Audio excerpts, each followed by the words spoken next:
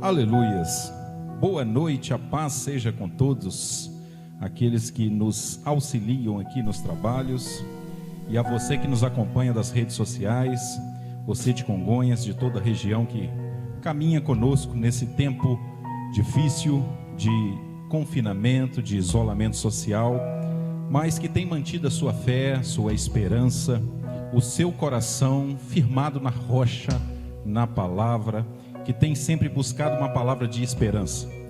Todos nós estamos atravessando um período difícil, um momento atípico, mas nós precisamos estar com o coração cheios de confiança de que nada saiu do pleno controle de Deus. Deus está exatamente no mesmo lugar dentre antes esteve, desde a eternidade, no controle de todas as coisas, e inclusive da minha e da sua vida. Amém? E eu gostaria de iniciar os trabalhos nesta noite fazendo uma oração a Deus. Na realidade, eu gostaria que essa oração se tornasse um clamor. A palavra de Deus nos orienta a clamar ao Senhor, né? Diz a palavra do Senhor que se nós nos mostrarmos frouxos nos momentos de angústia, a nossa força será pequena. Eu sei que muitas das vezes o nosso coração ele é tomado pela ansiedade, ele é tomado pelas preocupações, pelo desespero que muitas das vezes tenta bater na porta da nossa alma. Mas quando isso acontece, nós precisamos colocar tudo isso dentro dos pés daquele que tem poder. Aleluia. Eu estou falando de Jesus, o Nazareno. Amém? Então coloque diante de Deus o seu clamor, a sua oração, a sua petição, a sua ansiedade, o seu desespero, o seu medo, a sua aflição, a sua dor, a sua angústia. Ainda que ninguém olhe humanamente para você, Deus não tirou os olhos de mim e de você. E diz a palavra de Deus que nós somos a menina dos seus olhos, e quem toca em nós, toca nele. Então não se entregue ao desespero, à ansiedade, às preocupações. Coloque diante de Deus, apresente-se a Ele em oração, em súplica, em clamor. E eu tenho certeza de uma coisa: a paz de Deus, que excede o entendimento, ela vai guardar a nossa alma, a nossa vida e o nosso ser. Vamos orar? Vamos clamar ao Senhor. Senhor Deus, em primeira instância, nós queremos reconhecer a nossa insignificância. Nós queremos reconhecer as nossas fragilidades, a nossa pequenez, as nossas, ó Pai querido, debilidades que cada um de nós temos, os nossos erros, os nossos pecados, os nossos delitos, nós colocamos diante dos teus pés.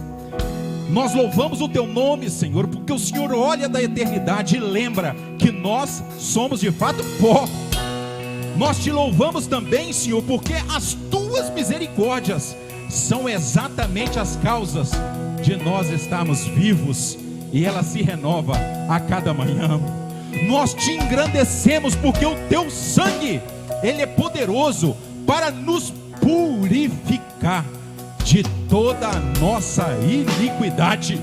Lava-nos, nos torna apto para esse ministério tão poderoso, que tem o poder de transformar a vida do mais vil pecador.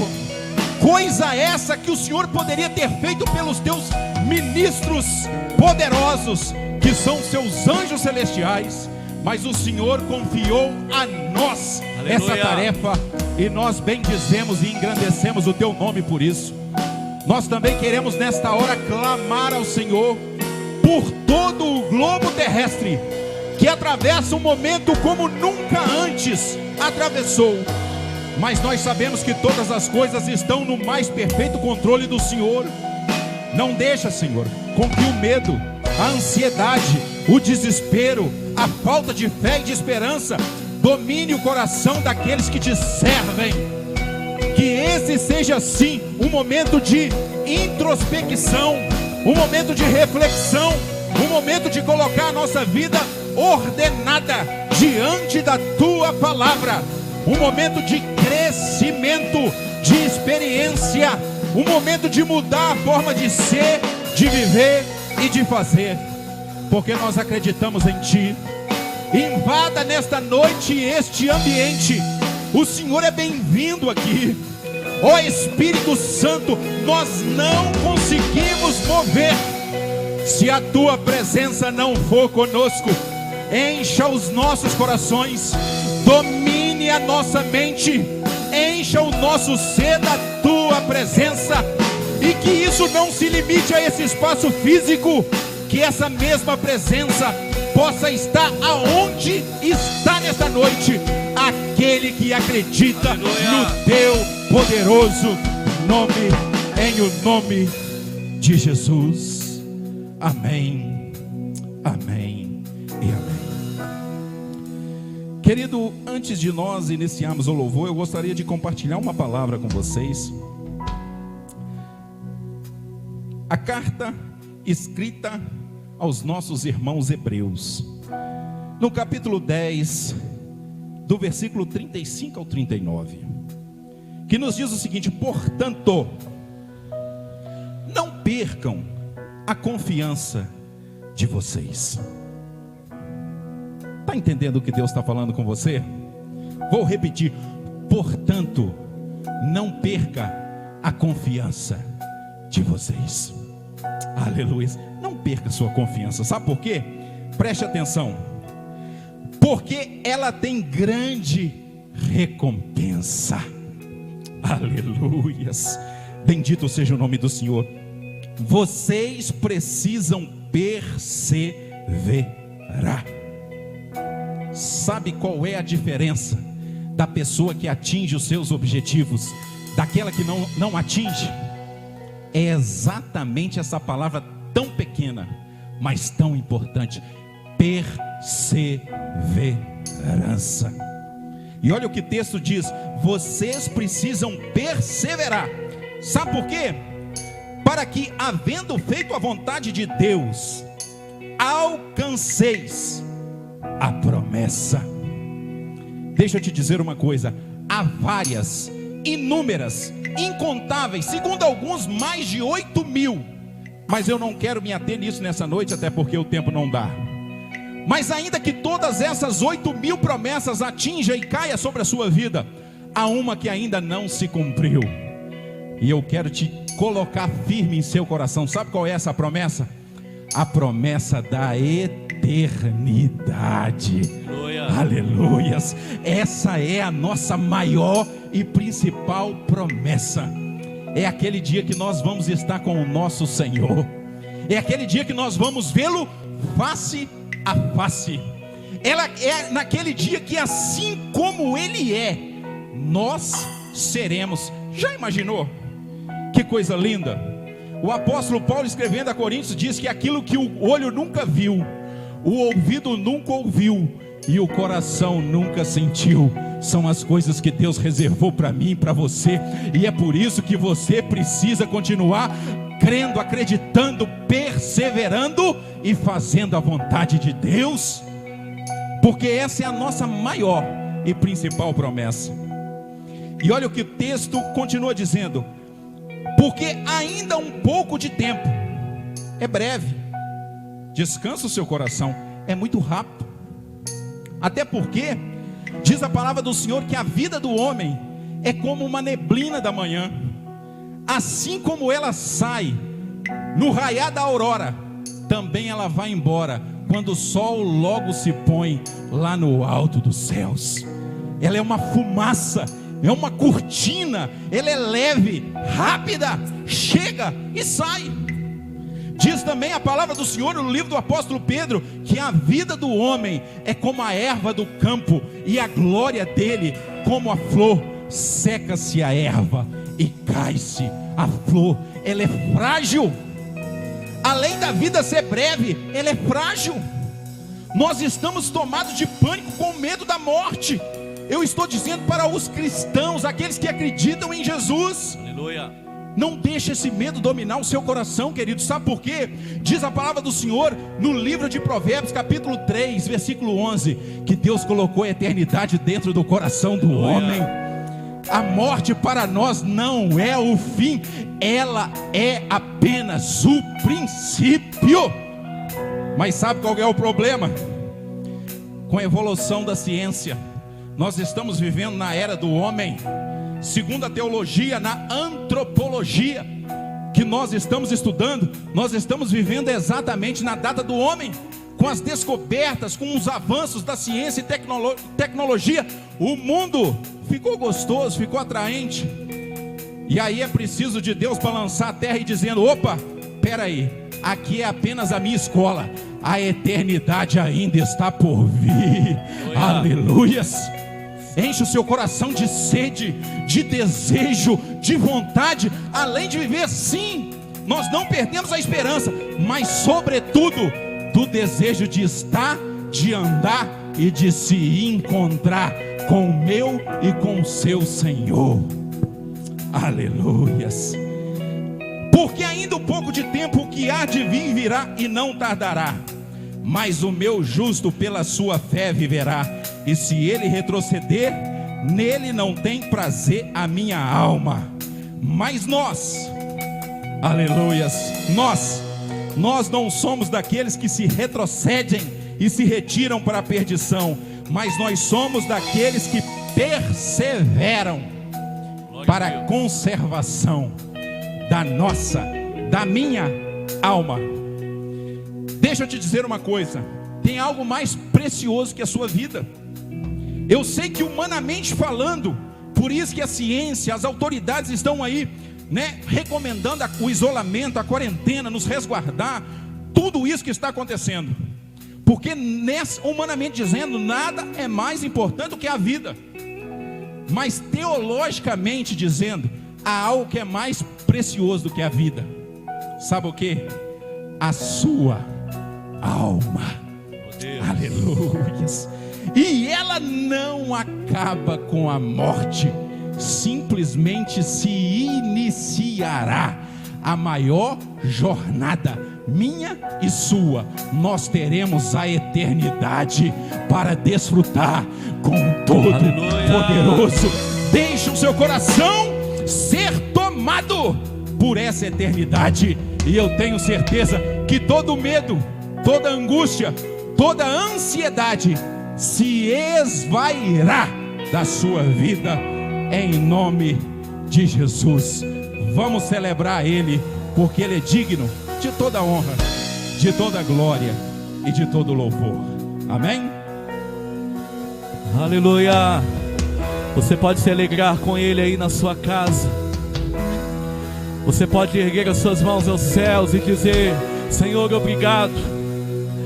Obrigado porque o teu amor me alcançou. Obrigado porque o teu amor me atraiu.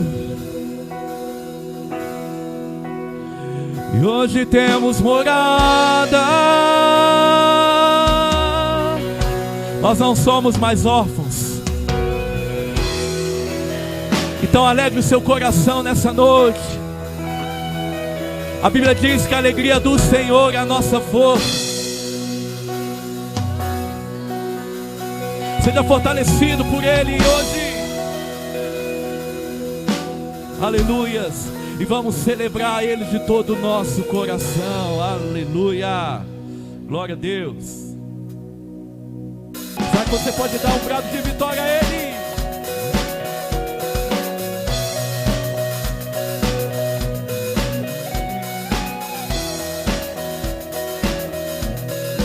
Diga.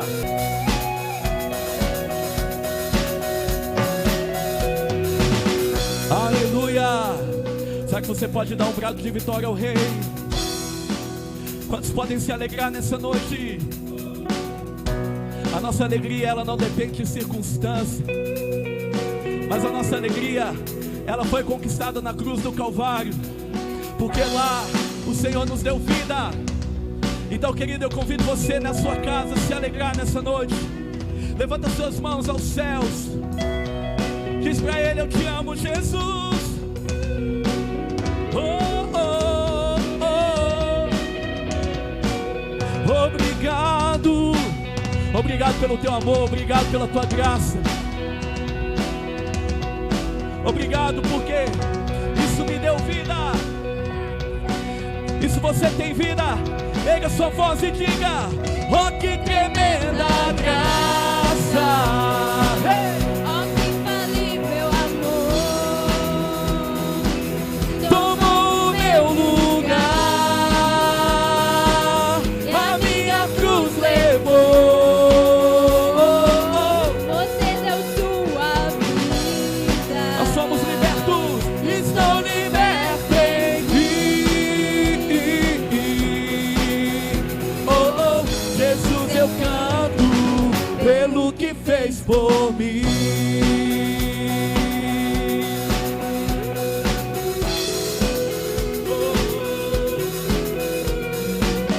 Ele fez por me amar. Aleluia, aleluia, aleluia. Aleluia. Em meio a tanta notícia ruim, em meio a tantos conflitos, hoje eu queria te lembrar que ele já morreu por você. A cruz que você merecia, Ele já levou por você. E hoje nós não mais carregamos um fardo pesado, um jugo que seja difícil de suportar. A palavra do Senhor lá em Mateus, no capítulo 11, ela fala que todas as coisas são do Pai. E ninguém conhece o Pai a não ser o Filho. E quem conhece o Pai é somente aquele a quem o Filho revela. Então, eu queria te dizer hoje que é no Filho que existe todas as dádivas do Pai. É legal que no próximo versículo, Jesus ele fala: vinde a mim todos vocês que estão cansados, todos que estão sobrecarregados, e eu vos aliviarei. Tomai sobre vós o meu jugo, porque o meu fardo é leve e o meu jugo é suave. Então eu queria te dizer que o fardo leve, o jugo suave, só existe em Jesus, porque só Jesus é capaz de revelar o Pai. Então eu queria que hoje você aumentasse o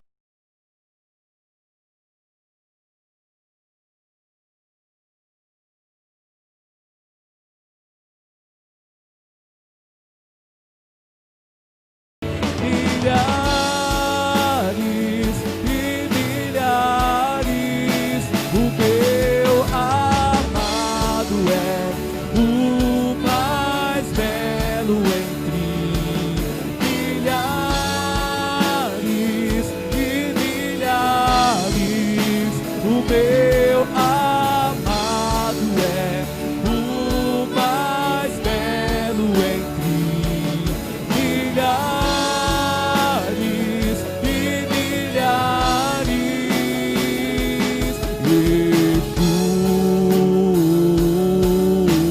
Yeshua.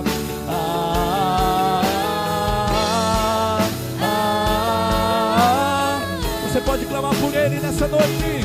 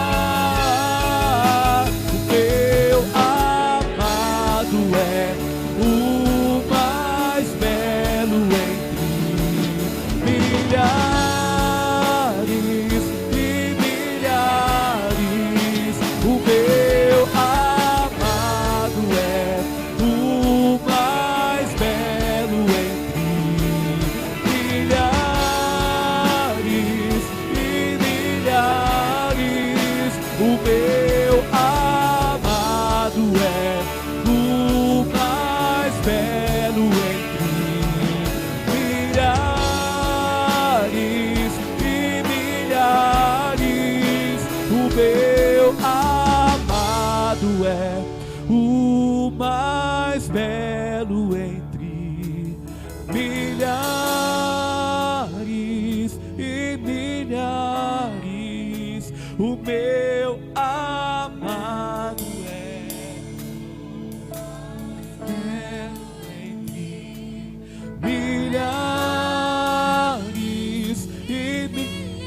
terminar, diga isso. O meu amado é o mais belo entre milhares, milhares.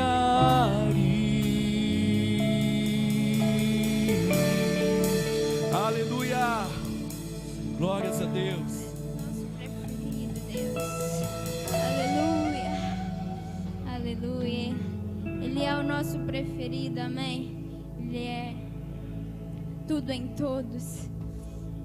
Hoje à tarde eu estava lendo Isaías 66 e eu ouvi uma pergunta do Senhor para minha vida hoje. Lá em Isaías 66 tem um versículo que fala sobre a mulher quando ela vai gerar um filho. E o versículo pergunta se tem como uma mulher gerar o filho antes de ter a dor de parto.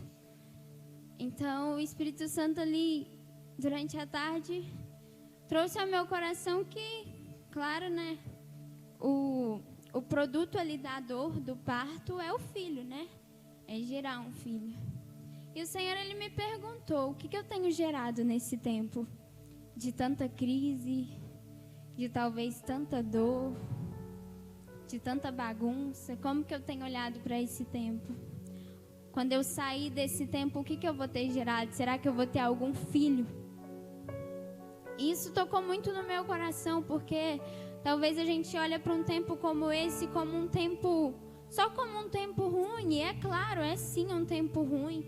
A gente tem visto tanta gente morrer. Mas, querido, adianta a gente olhar para esse tempo só como um tempo ruim e não fazer nada em relação a ele? É um tempo onde você está tendo muito tempo. E o Senhor, Ele me fez lembrar de um arco e flecha ali. Quando a flecha ela é puxada para trás, quando algo é puxado para trás, a primeira impressão que você tem é que algo está retrocedendo. Mas aquela puxada para trás ali é o que dá impulso para ela continuar seguindo. Então o Senhor, Ele tem me feito enxergar esse tempo de estar em casa, de estar parado, de nada poder seguir, como um tempo de impulso, como um tempo de restauração, de alinhamento. Então eu queria que você enxergasse com esses olhos, uns olhos onde o Senhor, Ele não foi derrotado, Ele nunca é derrotado, nem mesmo a morte foi capaz de vencê-lo. Então eu queria que você olhasse para esse tempo com um olhar de esperança. Ele está te concedendo impulso para você chegar mais longe. Então não desperdiça. Confia naquele que é vitorioso. Confia naquele que não perdeu, naquele que não perde, naquele que governa, naquele que o reino é inabalável, o reino não é derrubável, o nome é infalível. Eu queria que você declarasse isso e que o seu coração se enchesse de esperança nesse tempo, amém? Aleluia.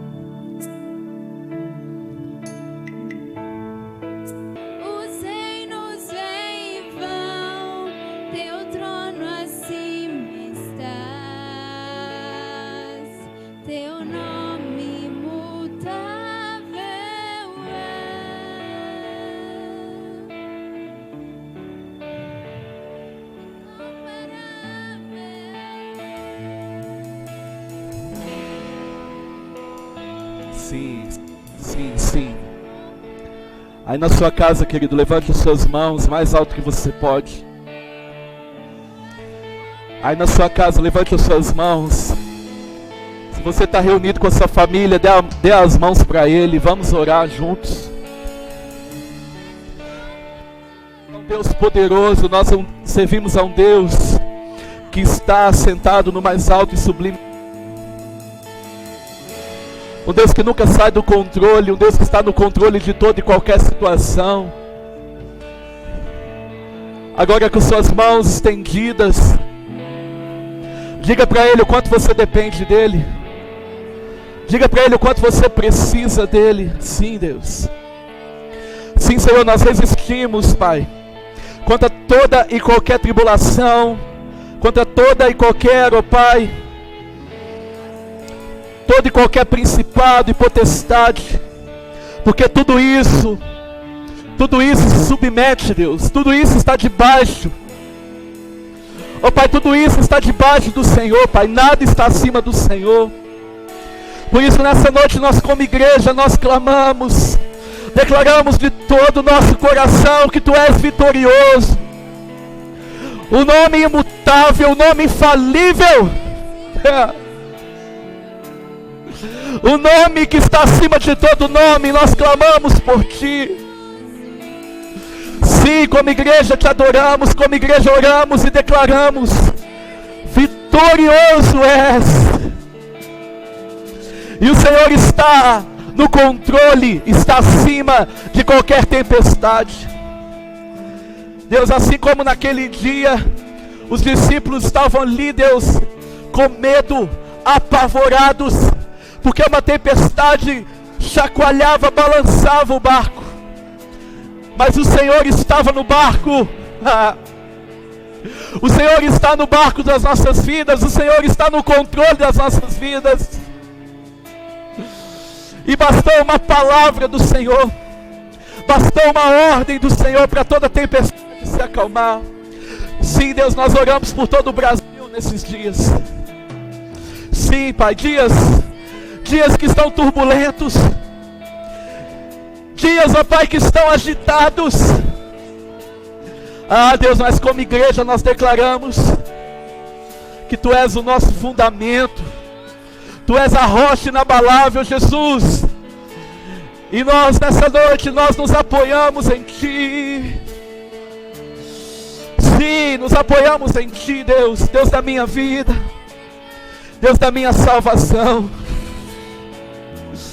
Sim, declaramos, confiamos no Senhor, Pai, confiamos no Senhor. Oh, e não há nada que nos satisfaça mais. Sim, Deus, em nome de Jesus, Pai, que nós te pedimos aqui, Senhor. Vem com uma unção linda sobre nós, Pai. Alinha uma medida de graça sobre nós, Pai. Alinha uma medida de graça sobre a Tua igreja. Sim, Pai. Que a Tua igreja possa levantar a sua voz nesses dias para declarar a vitória do Senhor. A vitória do Senhor. Tu és vitorioso, Senhor. Sim. Aleluia. Vamos cantar isso mais uma vez. Vamos cantar isso mais uma vez. Vitorioso. Vitorioso és, na tempestade está. Teu nome infalível és, os reinos vêm e vão, teu trono acima está. Teu nome. Mais uma vez, cante isso. Vitorioso és, na tempestade está. Teu nome infalível és, os reinos vêm e vão, teu trono acima. Sim. Teu nome imutável é. Aleluia. Glória a Deus, querido. Glória a Deus. Deus te abençoe. Convido você para se assentar. Você que está aqui conosco. Glória a Deus. Irmão, nós estamos com... Amém, querido? Deus te abençoe. Esse é o culto da Igreja Batista Missão em Vida. Nós estamos muito felizes de estar aqui, mais uma vez, ainda, impedidos de nos reunir presencialmente, mas nós já fizemos uma escolha aqui na igreja. Nós já escolhemos que nós não vamos ficar lamentando, nós vamos avançar, nós vamos seguir em frente. Sabe, a Bíblia diz que nós não somos daqueles que retrocedem. Eu não sou daquele que retrocede e você também não é. Você também não é, sabe por quê? Porque Cristo venceu por nós. E a Bíblia diz que Ele entregou a vitória em nossas mãos. Então, irmão, em todas essas coisas, quando Paulo fala isso, sabe, ele traz um tanto de circunstância, ele traz um tanto de situação, e ele diz que em todas essas coisas, eu queria que nessas coisas você incluísse agora uma pandemia. Eu queria que em todas as coisas você incluísse agora, sabe, uma crise econômica mundial. Eu queria que você excluísse agora o tédio mesmo de ter que ficar trancado em casa, a ansiedade de não saber como que as coisas vão se comportar. Eu queria que você incluísse agora. Eu queria que você fizesse uma declaração em todas essas coisas e as demais que nós nem falamos. Nós somos mais que vencedores. Por causa de quem? Por causa de nós? Não. Querido, nós não conseguimos vencer nada, mas por causa daquele que nos amou. Então, diga para quem está do seu lado aí, diga para quem está perto de você, diga para ele assim, olha, você é um vencedor. Amém? Diga para ele, você é um vencedor. Você é um vencedor. Não se comporte como um perdedor. Sabe, querido, essa semana foi uma semana onde Deus terminou de virar uma chave no nosso coração. Eu falo por mim mesmo como pastor. No início de toda essa crise, nós ficamos nos perguntando, né? Em todo o tempo, olha, como é que vai ser? Como é que nós vamos fazer? Vamos aguardar as coisas melhorar? Vamos esperar as coisas melhorar? Mas sabe o que eu percebi, irmão? Que a igreja, ela não para nunca. Sabe, eu percebi, querido, que Deus estava de fato nos levando para um novo tempo. Deus está de fato nos levando para um novo tempo, irmão. Então as minhas palavras sempre têm sido, olha, o mundo está mudado. Deus não se muda, Deus se move. E a igreja precisa mover como Deus está se movendo. Então, querido, se nós ficarmos aqui apenas lamentando, nós vamos ficar estagnados. Ou melhor, estagnados não, nós vamos começar a retroceder. Nós vamos começar a voltar para trás. Não é isso que o Senhor tem para nós. Eu repito, porque Ele nos fez vencedores, mais do que vencedores. Então, meu irmão, eu queria, assim, sabe, convocar você mesmo. Eu queria que agora um fogo fosse gerado no seu coração, que uma chama começasse a queimar. Eu queria que isso acontecesse agora. Eu oro por isso, sabe? Eu oro para que um fogo de Deus, ele queime agora no seu coração. E você perceba que nós estamos no momento da igreja. Nós estamos no momento da igreja. Meu querido, eu sei que tem muita gente recorrendo a tantas outras coisas. Mas sabe aonde que ela vai encontrar resposta? Encontrar respostas em cada um de nós. Sim, pastor, que é isso? Sim, em cada um de nós como discípulos de Jesus nessa terra. Meu irmão, eu penso que se todo mundo nesse momento, se todo mundo que serve a Jesus, se todo mundo agora que serve a Jesus se levantasse como um representante dele, sabe, sem reservas, se todo mundo que serve a Jesus se levantasse mesmo, como a Bíblia nos diz, como um pequeno Cristo, como um embaixador do Rei, meu querido, eu sei que nós venceríamos toda essa batalha, toda essa crise, e no final comemoraríamos uma grande colheita.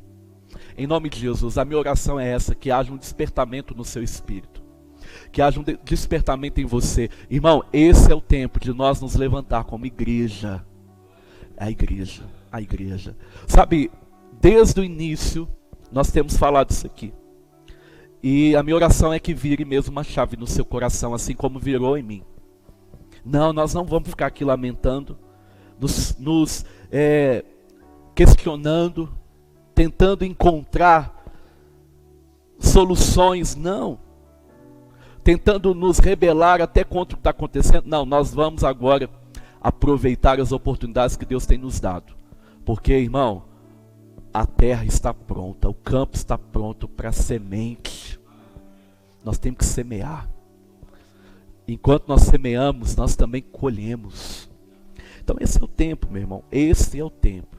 Eu quero encorajar você. Sabe, baseado nisso, irmão, antes de eu pregar, eu queria trazer aqui para você uma ferramenta que nós da Missão em Vida nós vamos usar.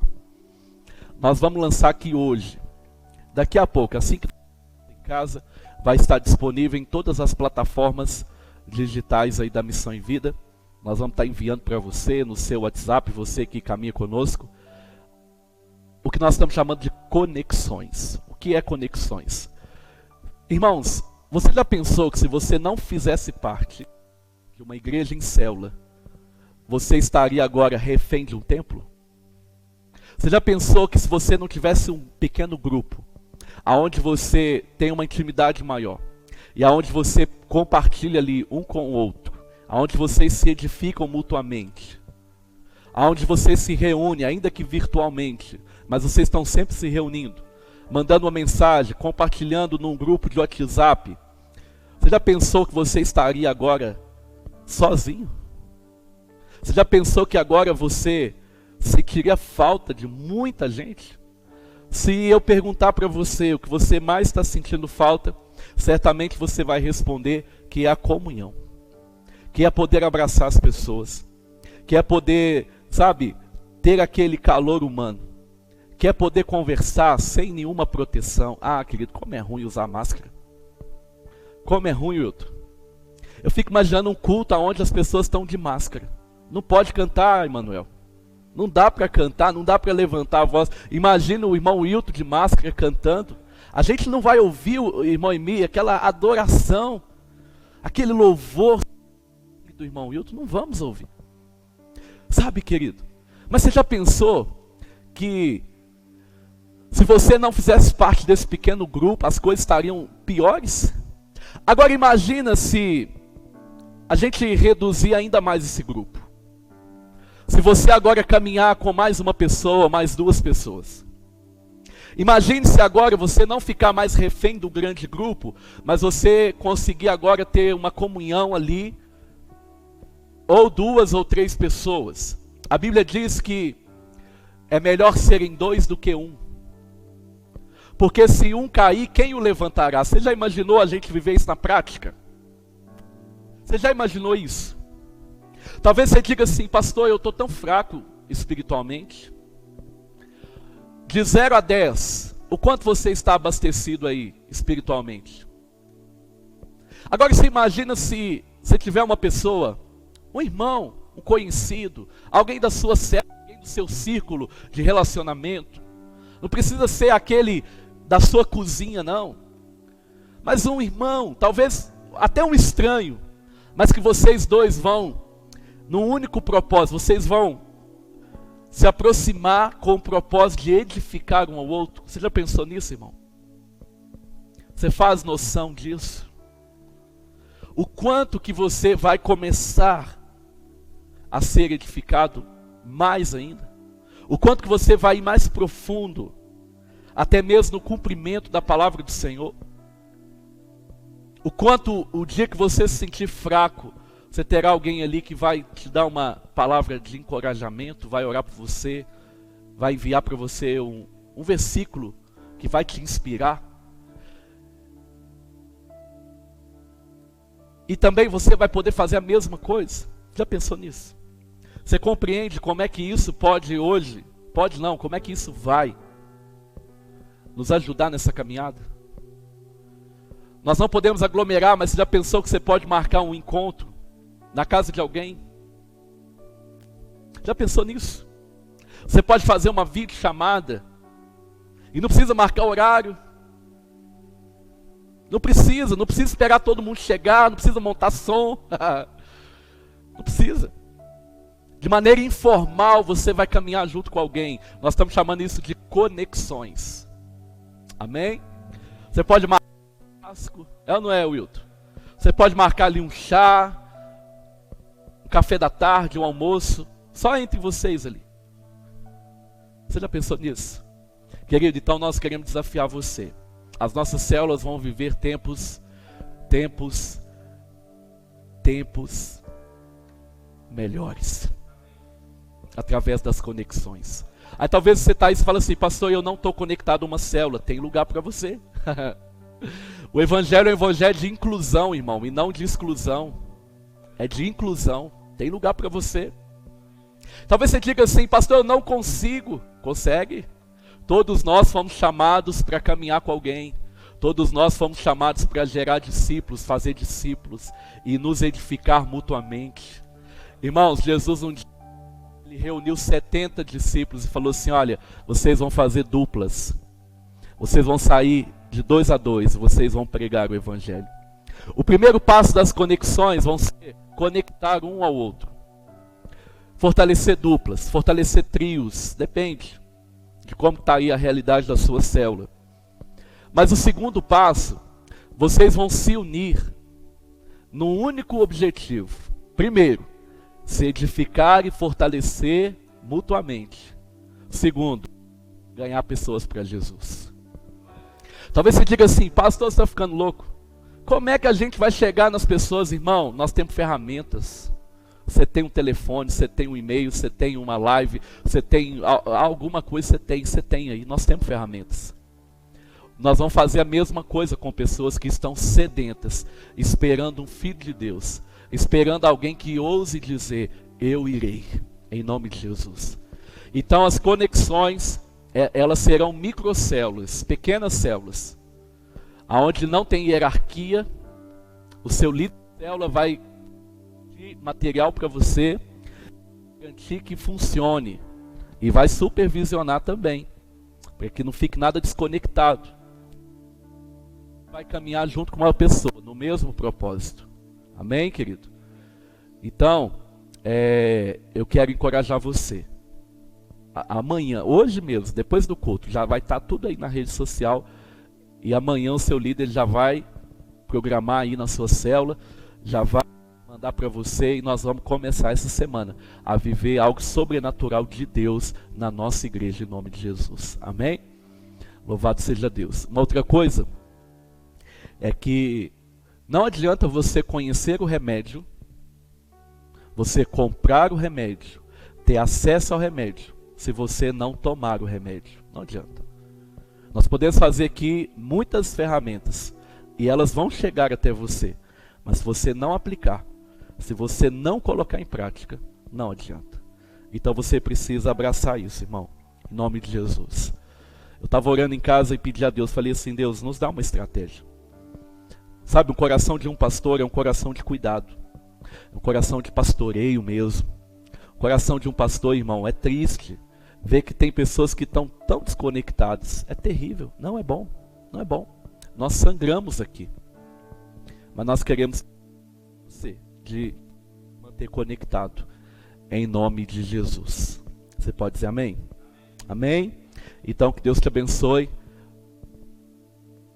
Abrace aí uma conexão, e eu tenho certeza que você vai se manter conectado com Deus e também uns com os outros aqui, em nome de Jesus. Amém? Irmãos, eu quero ministrar uma mensagem aqui no seu coração, ao que Deus nos deu há mais de um ano atrás. E de lá para cá a gente vem meditando nessa mensagem, já pregamos ela aqui. E hoje eu quero trazer, contextualizando com esse tempo que nós estamos vivendo. Abre sua Bíblia comigo no livro de Gênesis, capítulo número 11. Amém? Gênesis 11. Abre aí. Gênesis 11. Eu acho que voltou aí a transmissão no Facebook. Amém. Então, tá no Facebook aí, tá, irmão? Ok. Muito bom. Amém. Obrigado, gente. Gênesis 11. Nós vamos ler a partir do versículo 1. No ano de 2019, a gente estava no retiro de carnaval. Estávamos lá no domingo. Era domingo de carnaval. E o retiro mais profundo. E no domingo, toda a turma que estava no retiro ia vir aqui para o salão, porque nós íamos nos reunir com toda a igreja no nosso culto. E íamos também ministrar a ceia do Senhor. Então nós pegamos todo mundo, colocamos no ônibus, nos carros e viemos para cá. Mas naquele final de semana, aquele feriado prolongado, foi uma maratona de mensagens, de ministrações, a maratona mesmo, algo profundo de Deus nas nossas vidas, algo que marcou nossas vidas. E eu me lembro que à tarde eu me retirei assim para o alto, e um lugar que dava para ver todo mundo, e olhar lá embaixo todo mundo, os jovens, adolescentes, adultos, crianças, numa comunhão, querido, algo assim fantástico, fantástico, fantástico. Quando eu olhei para baixo, eu não via as pessoas conectadas, mas eu via um corpo conectado. E naquele momento o Senhor, ele começou a ministrar muito forte no meu coração, e eu fiz uma pergunta para o Senhor. Eu perguntei: Senhor, será que é possível uma comunhão ela não agradar ao Senhor? Será que é possível pessoas se reunirem e isso não agradar ao Senhor? Reunirem dizendo que é em seu nome, e isso não agradar ao Senhor. Se reunir e fazer coisas que nós fazemos para o Senhor. É possível nós fazermos isso e isso não agradar ao Senhor? Às vezes, querido, vem algumas perguntas que... Eu li um livro recentemente do pastor Craig Groeschel, esse mesmo, americano, Craig Groeschel. Ele é pastor de uma das maiores igrejas dos Estados Unidos, um grande líder, formador de líderes. E esse livro se chama Esperança na Escuridão. E esse livro fala de perguntas que nos aproximam de Deus. Perguntas que às vezes nós não temos coragem de fazer, mas elas precisam, em algum momento da vida, serem feitas. E naquele dia eu entendi que aquela pergunta estava me aproximando de uma revelação maior daquilo que Deus queria para a minha vida, a nossa igreja. Então no domingo nós ministramos essa mensagem.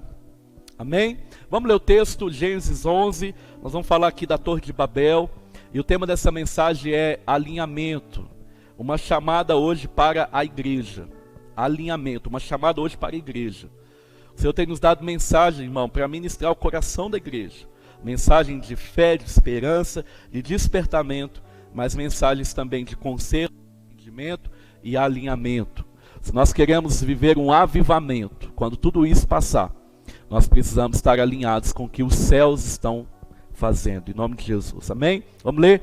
Gênesis 11, versículo 1 diz assim: em toda a terra havia apenas uma língua e uma só maneira de falar. Os homens partiram do Oriente, encontraram uma planície na terra de Sinar e ali habitaram. E disseram uns aos outros: venham, vamos fazer tijolos e queimá-los bem. Os tijolos lhes serviram de pedra e o betume de argamassa. Então disseram: venham, vamos construir uma cidade, uma torre cujo topo chegue até os céus, e tornemos célebre o nosso nome, ou seja, nosso nome vai ficar conhecido, a gente vai ficar famoso.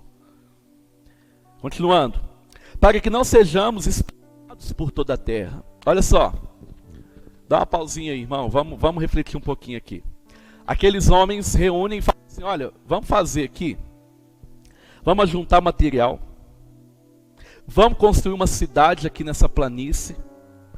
Planície é uma terra boa, é um lugar que é regado pelas águas, é um lugar que tudo que você planta nasce. Então é fácil. As primeiras civilizações, elas buscaram planícies para se estabelecer.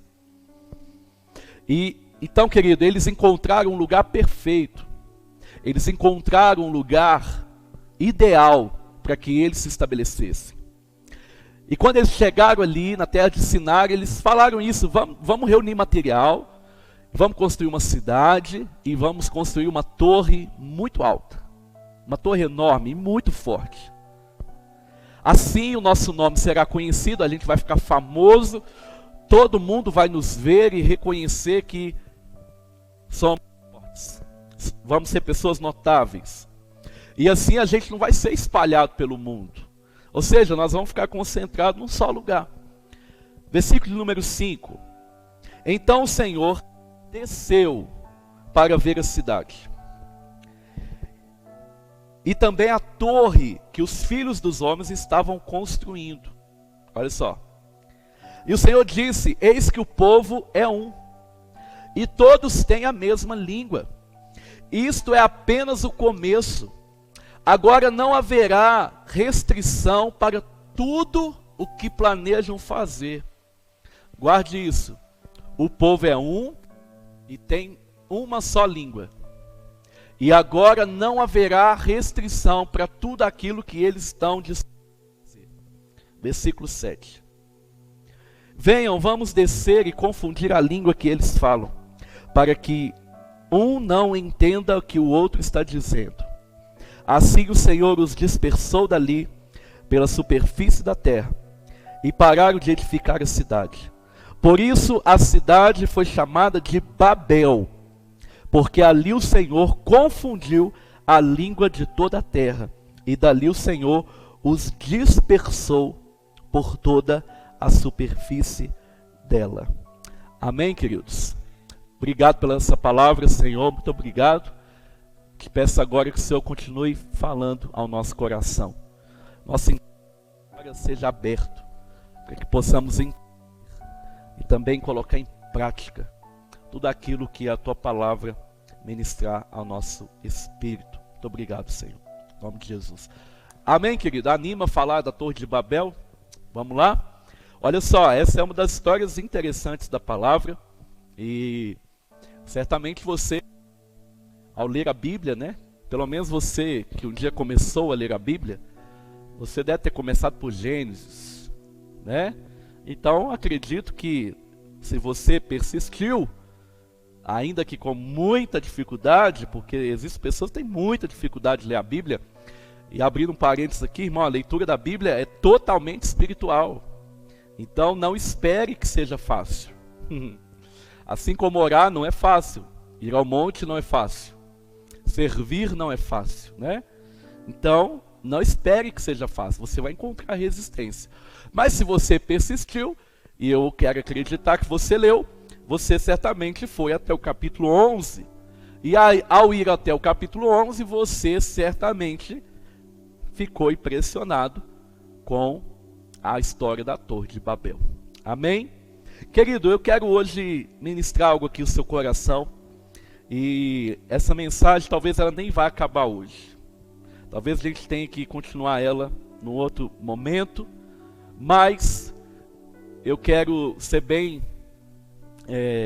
direto aqui naquilo que o Senhor tem ministrado no nosso coração nesse tempo.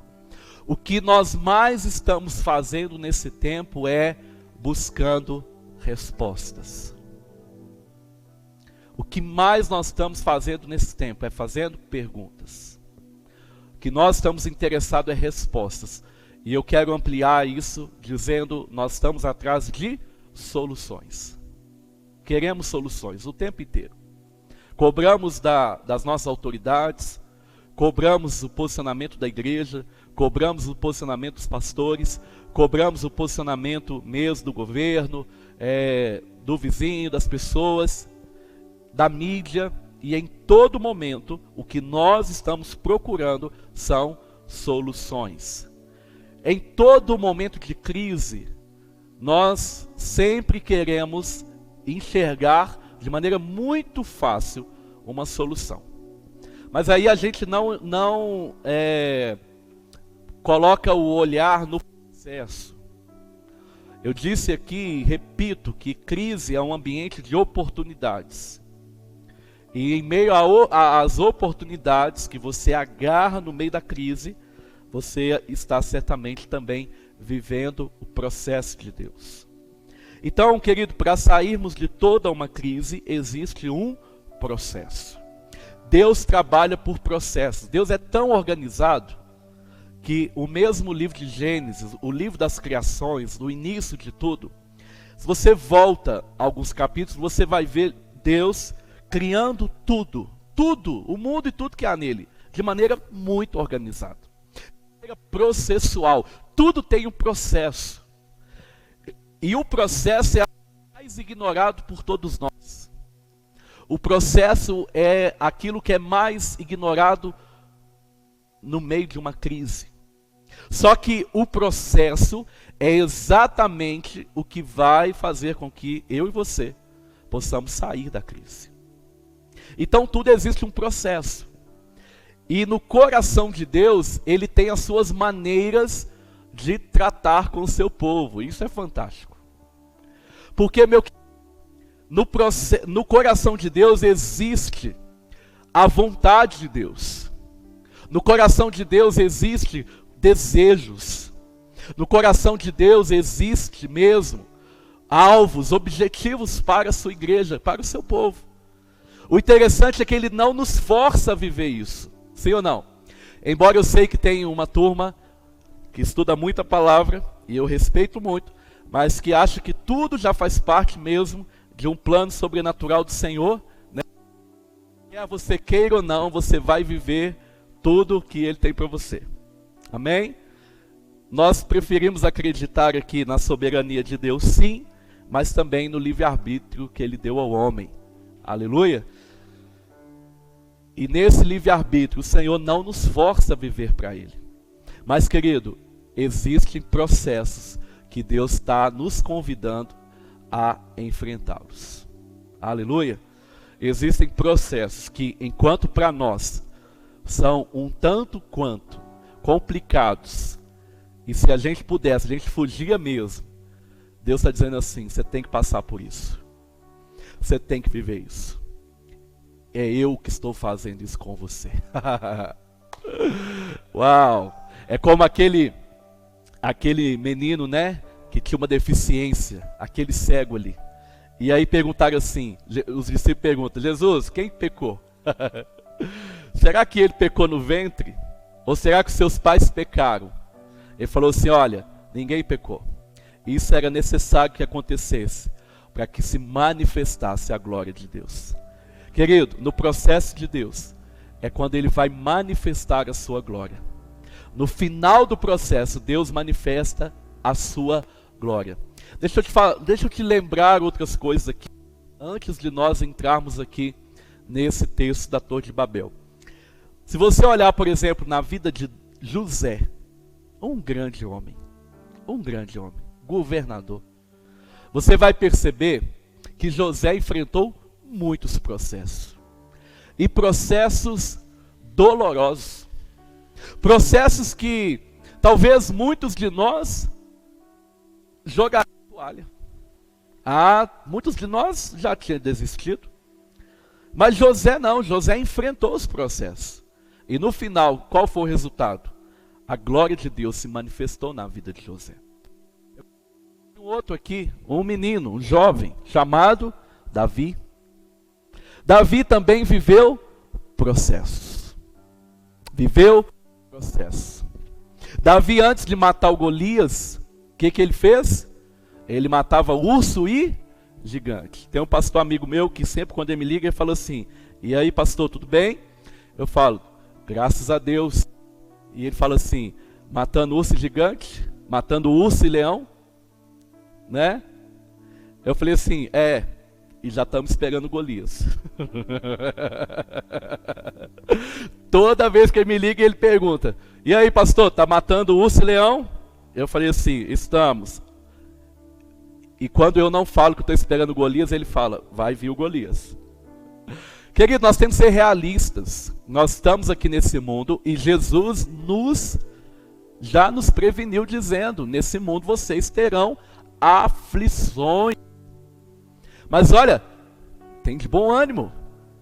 Ele disse algo revelador, eu venci o mundo. E essa vitória tem ela em mim.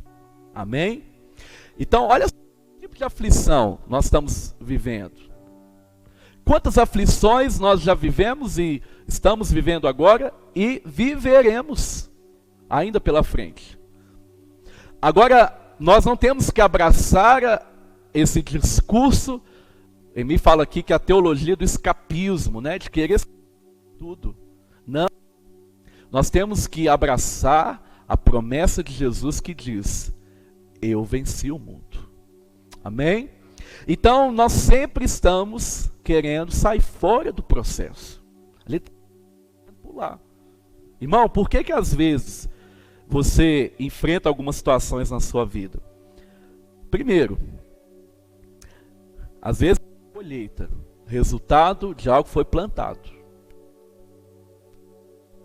Mas até naquilo que você plantou mal, você vai viver um processo. Paulo disse, olha, de Deus não se zomba. O que você plantar, certamente você colherá. Então a lei da semeadura é o primeiro motivo para a gente enfrentar algumas coisas. E segundo, querido, porque a Bíblia diz lá em Jeremias que Deus é quem sabe os planos que Ele tem para nós. Planos de paz e não de mal. Aleluia. Nós sempre gostamos daquele texto de Romanos que diz: todas as coisas cooperam para o bem daqueles que amam a Deus. Só que a gente para aí. Tem a parte B do versículo, que diz: aos quais foram chamados segundo o seu propósito. Então Deus tem um propósito na sua vida, meu irmão. E tudo que nós precisamos viver como filhos de Deus, como igreja, é estar alinhado nos propósitos de Deus. Eu gosto muito de um termo que o nosso irmão Wilton usa toda vez que tem um aniversariante, né, Wilton? Ele diz assim: que todos os seus sonhos e projetos sejam alinhados com o de Deus. Eu acho que já está até salvo lá e já manda automático, né? Eu gosto muito dessa frase, porque, irmão, nós sonhamos, nós fazemos planos, nós fazemos constantemente projetos. Mas se eles não estiverem alinhados com os de Deus, nós vamos nos frustrar. E esses planos e projetos fora do coração de Deus, eles podem se voltar contra os projetos de Deus. Irmão, presta atenção que eu vou te dizer. Anota isso, manda para alguém, coloque na sua rede social. Se você não viver o que Deus tem para você, você vai estar vivendo o que Ele não tem para você. Parece óbvio, e é. Mas é a maior verdade. Se você não abraçar o que Deus tem para você, querido, você vai pagar o preço de viver aquilo que Deus não tem para você.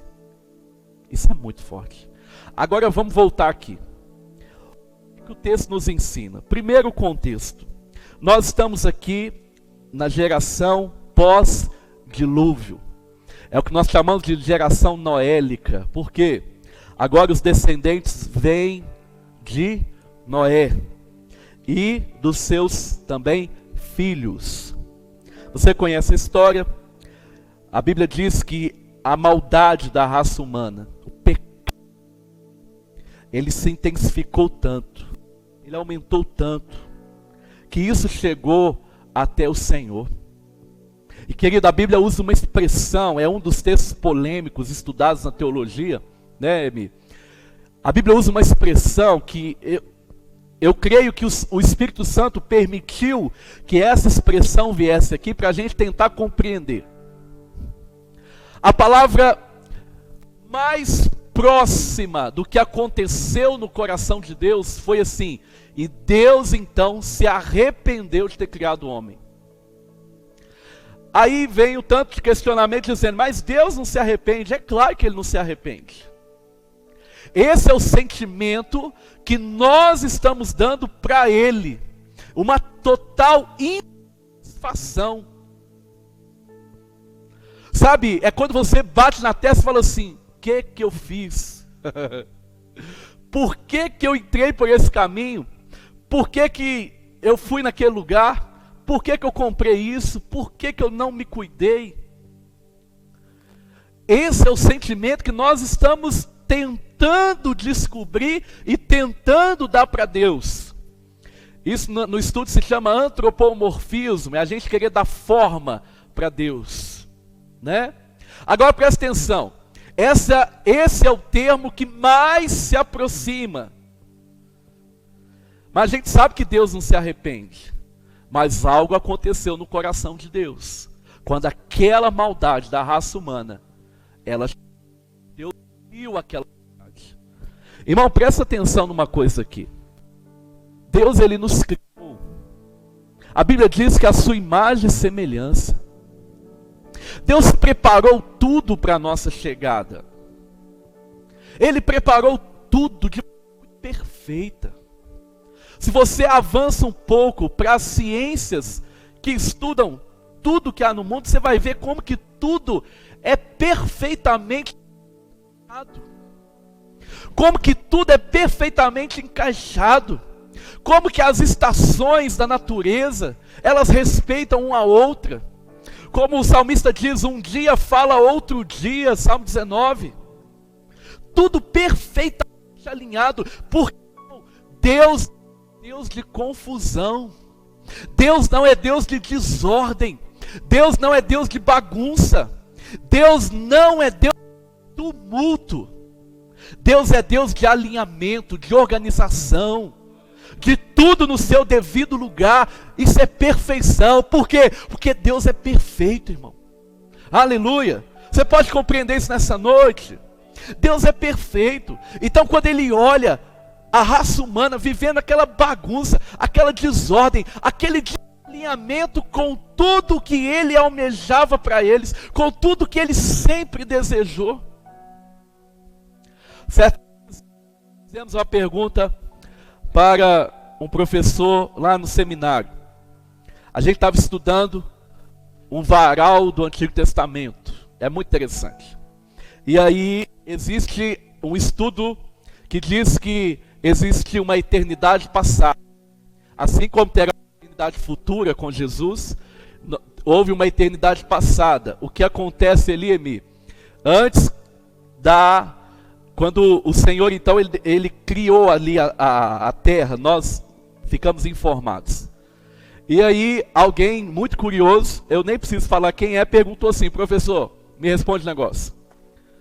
O que Deus fazia antes de criar a terra e o homem? O que Deus fazia? Porque Deus sempre existiu. Amém? Ele é desde o princípio, irmão. Ele sempre existiu. E eu perguntei, o que Deus fazia? Antes de algum momento da eternidade, Ele resolveu colocar o homem ali para governá-la e dominá-la. Porque esse é o propósito original de Deus.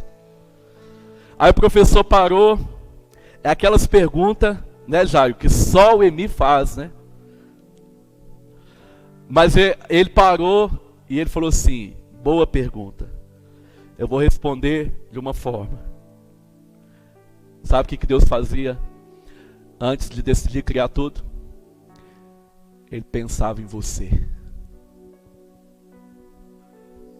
Você pode dizer amém aí, querido? Ele pensava em você. A Mandinha falou aqui sobre dores de parto. Irmão, é impossível uma mulher dar à luz a um filho se ela não sente dor de parto. E posso te dizer uma coisa? O sinal da dor é o sinal de que algo está sendo gerado.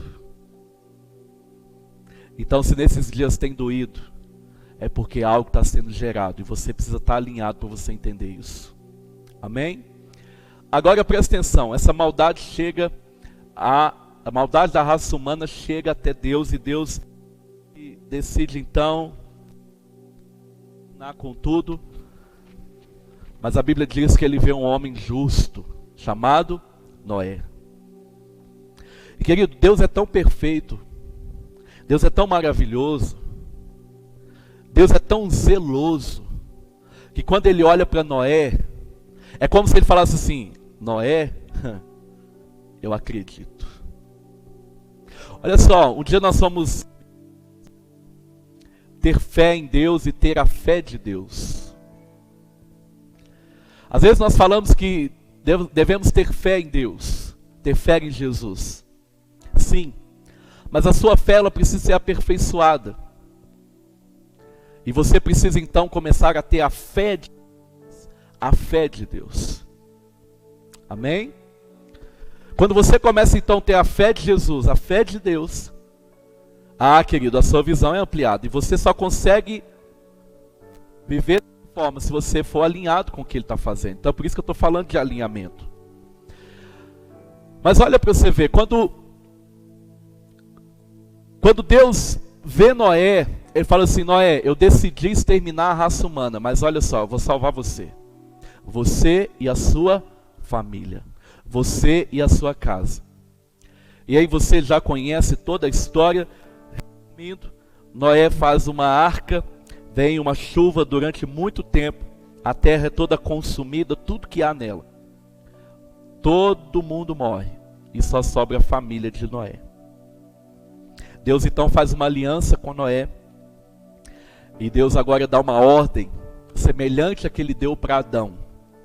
Lá no paraíso, Ele fala para Noé assim: Noé, tá aí a terra.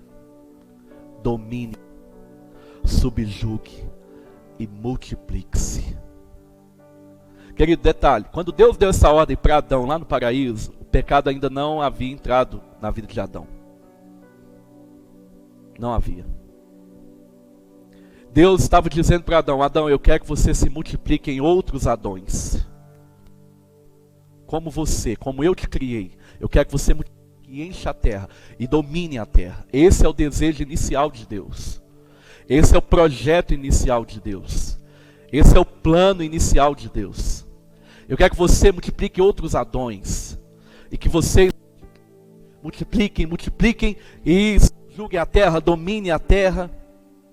Só que Adão falhou, mas Deus não mudou o seu projeto. Deus não mudou os seus planos. Deus não muda os seus planos porque nós mudamos ou erramos. Não. Deus não muda.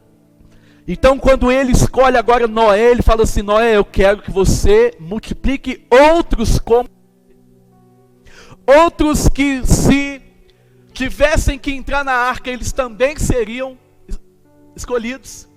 Outros que, se também tivessem que ser salvos agora, com toda a sua casa, eles também seriam. Noé, eu quero que você multiplique outros. E todo aquele plano original de Deus agora é ministrado de novo. Ele é ministrado mais uma vez na terra, na vida de Noé. E o que acontece, querido? Você lê o capítulo 10, o autor aí, ele começa a falar dos descendentes, dos filhos de Noé. Já estava na terceira geração, terceira, quarta, já vai crescendo. Eles de fato estão se multiplicando. Eles de fato estão se multiplicando. Eles de fato estão povoando a terra. Eles estão sendo espalhados. E parte desse povo. Esse povo então chega ali agora na terra de Siná. E o que acontece, irmão? Só que quando chega lá, eles olham toda aquela fartura. Ele abriu o culto aqui, a gente não combinou nada, mas parece que ele falou tudo que a gente estava imaginando e falou assim: irmão, o mundo ficou muito bom. Sim ou não? O mundo ficou muito bom. As coisas, o avanço tecnológico, ficou tudo muito legal, muito fácil.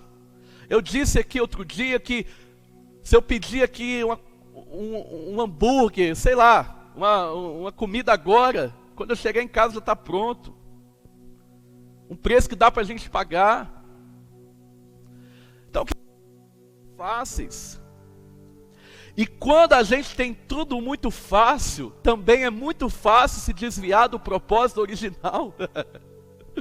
Também é muito fácil viver uma vida desalinhada. Irmão, é como dirigir um carro desalinhado. Você já dirigiu um carro desalinhado? Já dirigiu, Wilton? Você vira o volante, mas não obedece. Ele vai, você solta o volante, na verdade, ele puxa para lá, puxa para cá. Quando você vai ver, Manuel, os pneus, tudo, tem que trocar, cara. Então não dá. Então, de vez em quando, você tem que levar seu carro para alinhar. E detalhe, toda vez que você passa um buraco, tem que levar o carro para o alinhamento. Irmão, isso é Bíblia pura, isso também é com a gente. Todas as vezes que nós caímos num buraco aí da vida, nós temos que voltar para o plano original, a gente tem que alinhar de novo. E às vezes esse buraco são ilusões, são anseios, é a nossa própria vontade. Agora presta atenção aqui, esse não é o propósito original de Deus. O propósito original de Deus é que homens íntegros, homens justos, homens obedientes se multiplicassem também em homens da mesma forma. Mas aqui agora na Torre de Babel é interessante, porque quando eles chegam ali, eles saem de um lugar, vai para o outro. Isso fala de transição. Isso fala de sair de um lugar onde não estava sendo suficiente, ir para o outro. Isso fala de mudanças. E o mundo mudou muito. E essas mudanças, se a gente não souber lidar com elas, ao invés delas nos abençoar, elas começam a nos puxar para fora do propósito de Deus. Você está entendendo, querido? Então, quando eles mudam ali, eles encontram um bom lugar. Um lugar que pode satisfazer os seus objetivos. Um lugar onde eles iriam certamente crescer. Um lugar onde as coisas eram fáceis. Não tinha que cavar poço. A água já regava tudo. Não tinha, Wilton. Não tinha processo. Era tudo muito fácil. Eu quero repetir o que o Emi falou no início. O mundo se tornou muito fácil. Só, querido, isso não significa que Deus aprovou tudo. Não. Tudo tem que passar pelo crivo de Deus. Tudo tem que passar pela avaliação de Deus. Tudo tem que passar pela vontade de Deus. Não significa que Deus está aprovando tudo.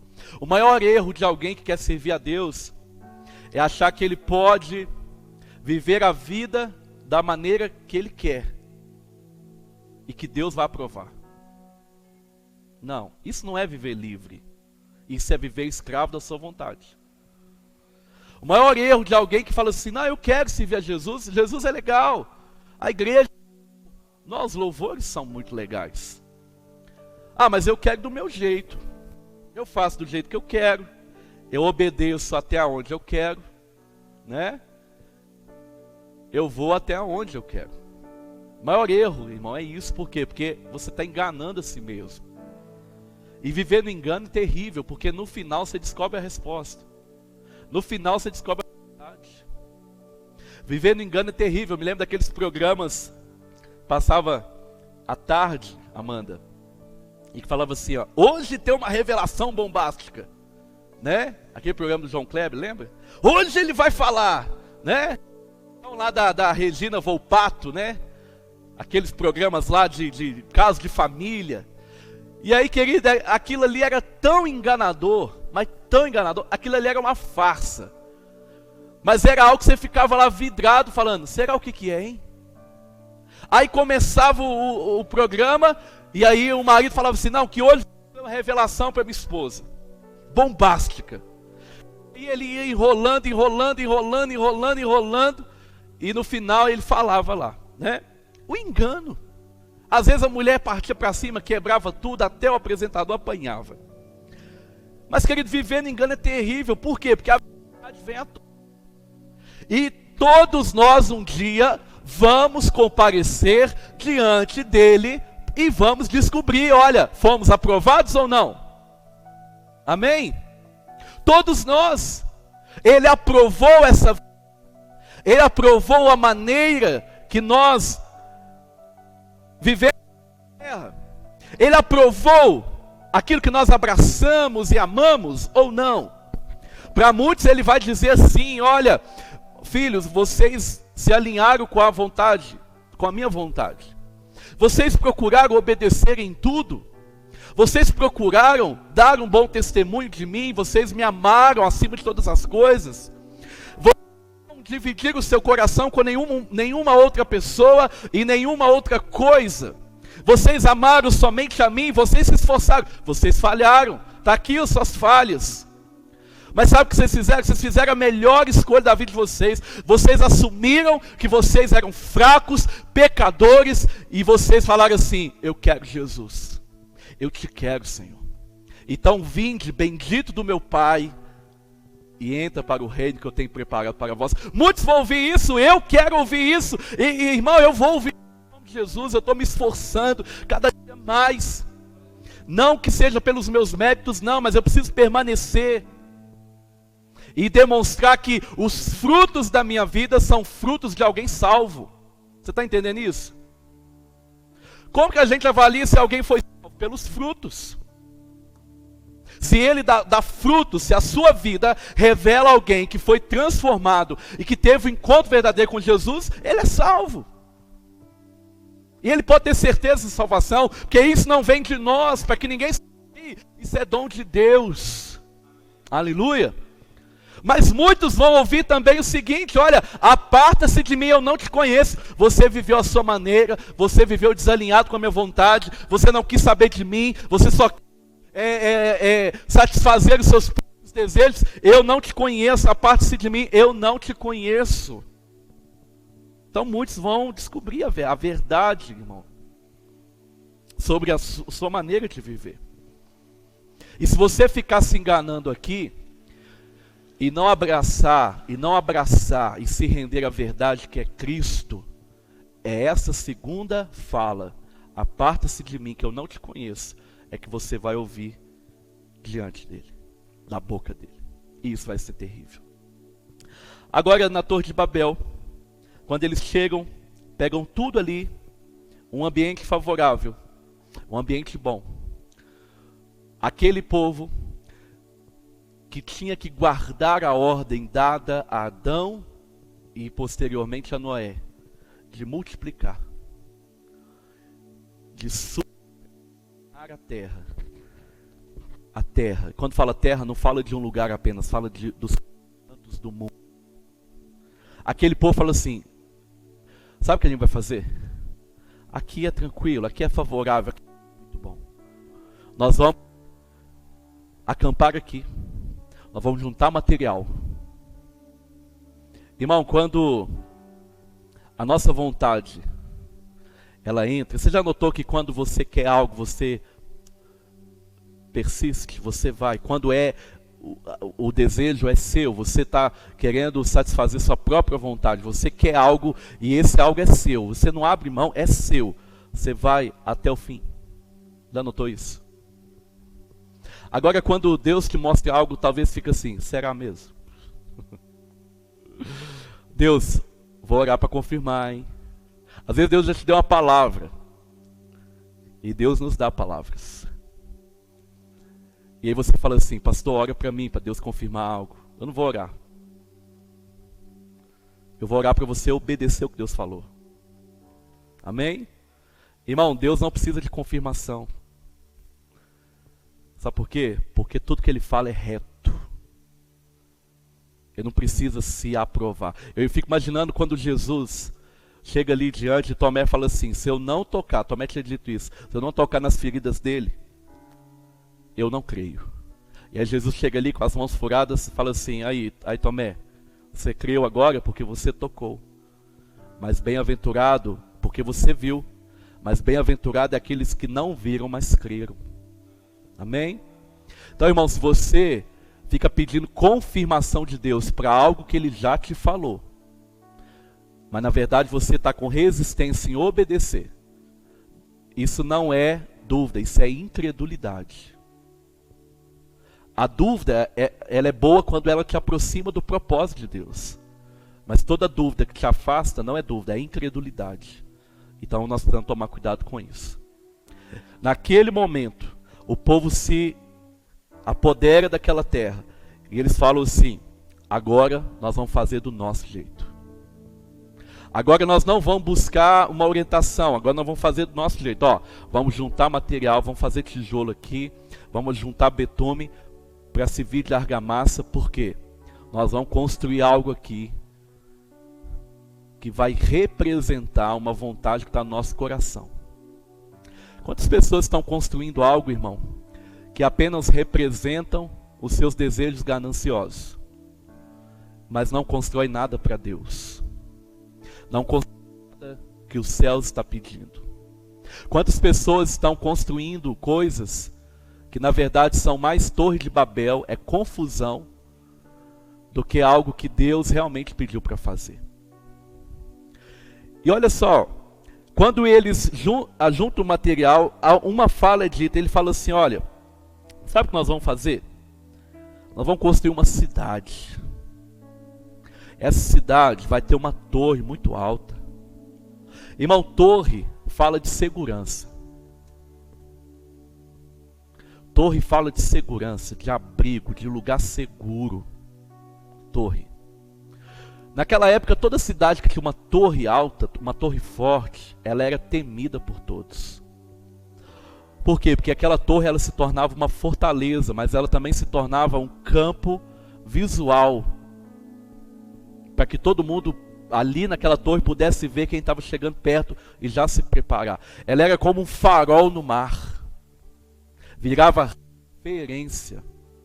Só que o que esses povo aqui queria não era apenas ter segurança, não era apenas se estabelecer ali, não.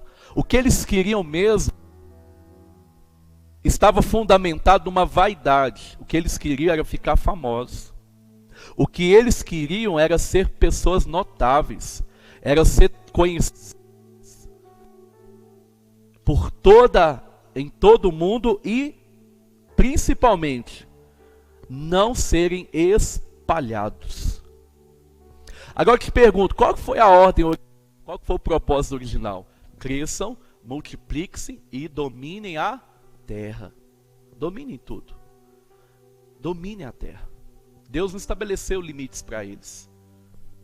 Deus não estabeleceu limites. Depois em Abraão, Deus estabelece limites. Depois em Moisés, ele estabelece limites para o povo de Israel. Aí ele estabelece limites. Mas aqui não. Aqui ele está falando assim, olha, dominem, multipliquem-se, encham a terra. E aquele povo está querendo ficar num lugar só para ser conhecido. O que Deus faz? A Bíblia diz que Deus ele desce e vem conferir o que eles estão fazendo. A Bíblia diz lá em Crônicas que os olhos do Senhor eles passeiam sobre toda a terra. Os olhos do Senhor eles passeiam sobre toda a terra. E não há como esconder nada do Senhor. Não há como. Tudo ele está vendo. Há pessoas que falam assim, pastor, eu estou com vergonha de ir na igreja agora porque eu pequei. Eu falo, uai, estou te entendendo não, uai?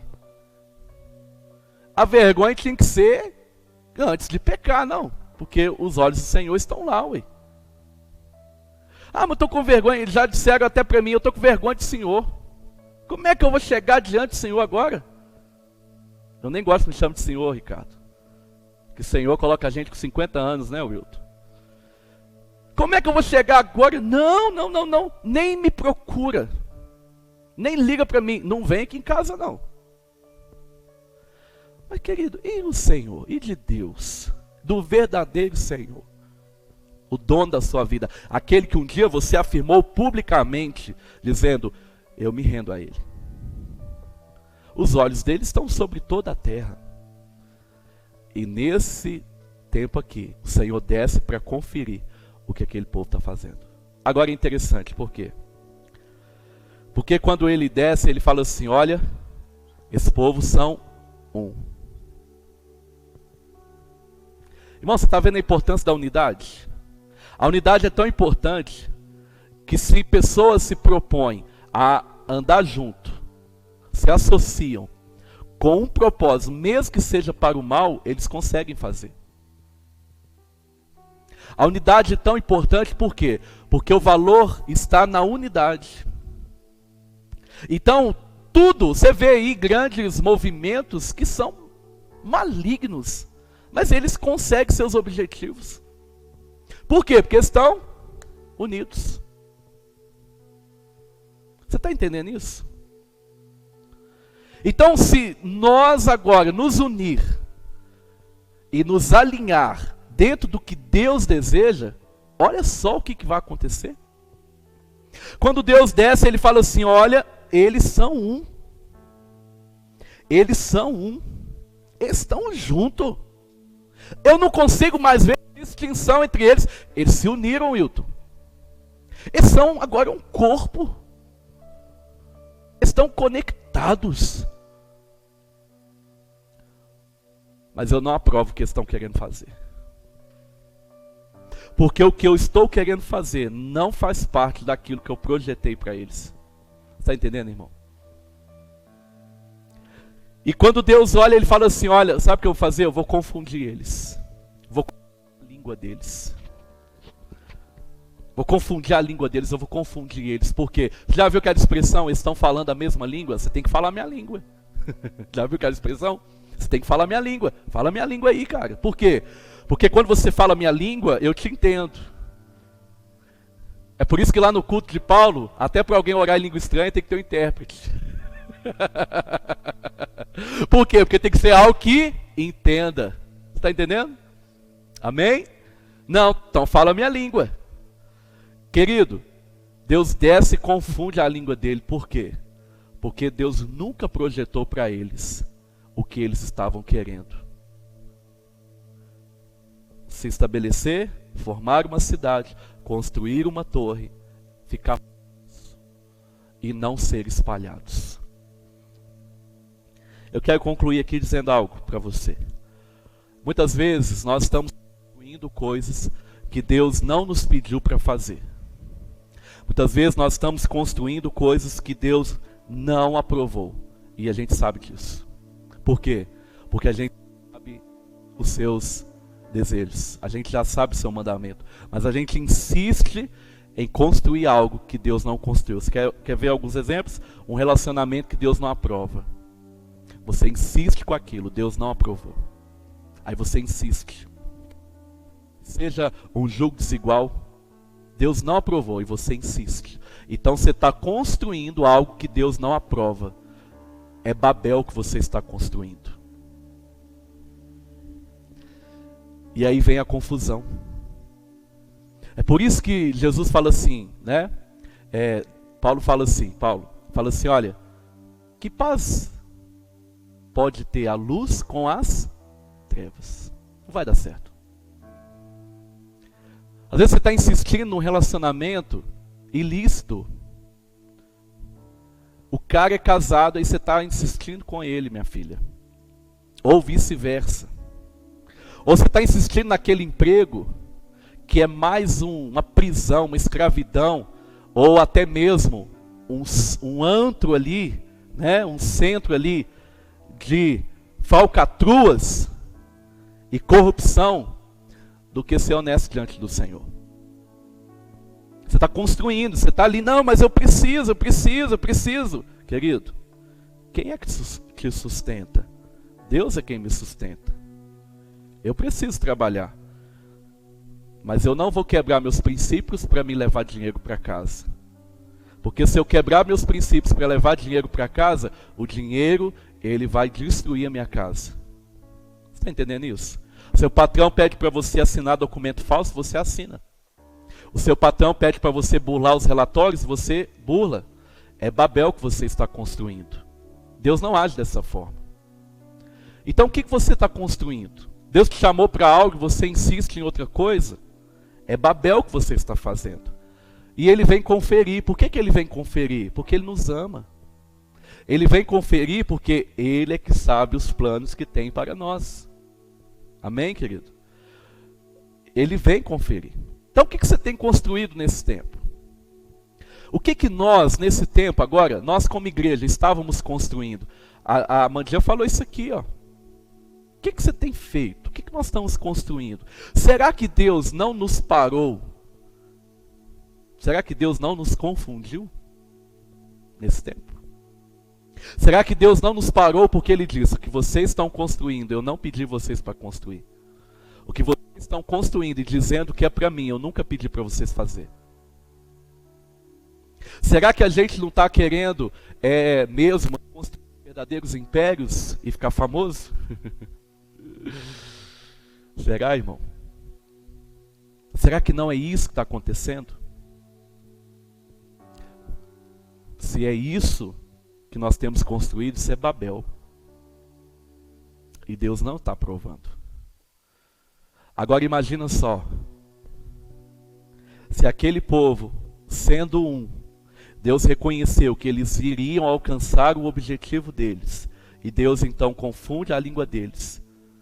Imagine agora se uma igreja alinhada com o propósito de Deus se tornar um só corpo. Imagina o que nós não vamos alcançar. Você está entendendo isso? Imagine você sendo um com a sua esposa na sua casa. E buscar todos os dias, orar e dizer assim: Senhor, qual é a tua vontade? Imagine que você não vai alcançar. Imagine você sendo uma família forte dentro da sua casa com seus filhos. E você como pai assumindo a responsabilidade de ser um sacerdote, de orientá-los e falar assim: eu quero que vocês vivam alinhados com Deus. Eu quero que vocês tenham uma vida alinhada com eles. Eu quero que vocês descubram o que Ele tem para vocês. Eu quero enviar vocês. Sabia que um pai é um pai de propósito? Você sabia que o pai é um pai, melhor dizendo, de destino? De destino. Todo pai é um agente do destino. O pai é responsável por enviar. Um pai que não se estabelece como um pai de destino, ele perde os seus filhos de propósitos. É isso que acontece. Então, querido, Deus está nos chamando para sermos pais, e eu quero ampliar aqui, não só pais naturais, mas pais também espirituais, aonde vão enviar os seus filhos de propósitos. É por isso que Deus me chamou, e o meu ministério é de ativar pessoas. Sabe, uma expressão grega que a gente tem usado muito, eu vou pregar isso aqui semana que vem, que a gente tem usado, chamado ekbalo. E o que é ekbalo? Jesus usou essa expressão em 3 coisas. Quando ele expulsou os vendilhões do templo, ele ekbalo, ele expulsou eles dali. Quando ele expulsou o demônio das pessoas, ele ekbalo, ele expulsou, tirou o espírito imundo das pessoas. Mas ele usou os discípulos a pregar o evangelho, a fazer outros discípulos. Por quê? Ekbalo é o quê? É enviar, é tirar de um lugar e enviar para o outro. Lembra quando ele enviou o espírito imundo aos porcos? Então ele tirou daquelas pessoas e enviou aos porcos. Ele é ekbalo.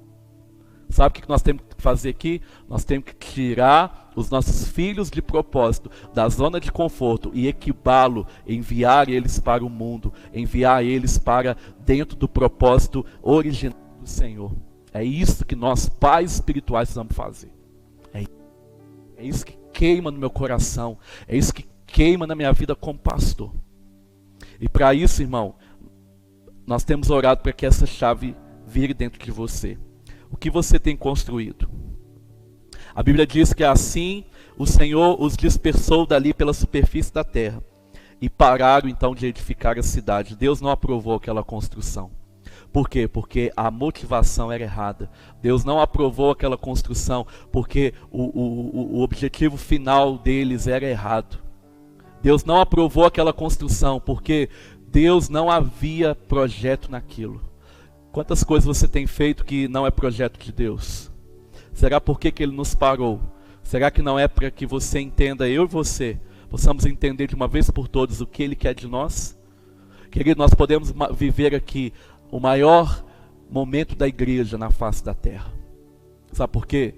É o tempo que ela vai se levantar. Nós não dependemos de favor de homem dessa terra, nós dependemos do favor do dono dessa terra. Então esse é o momento da igreja.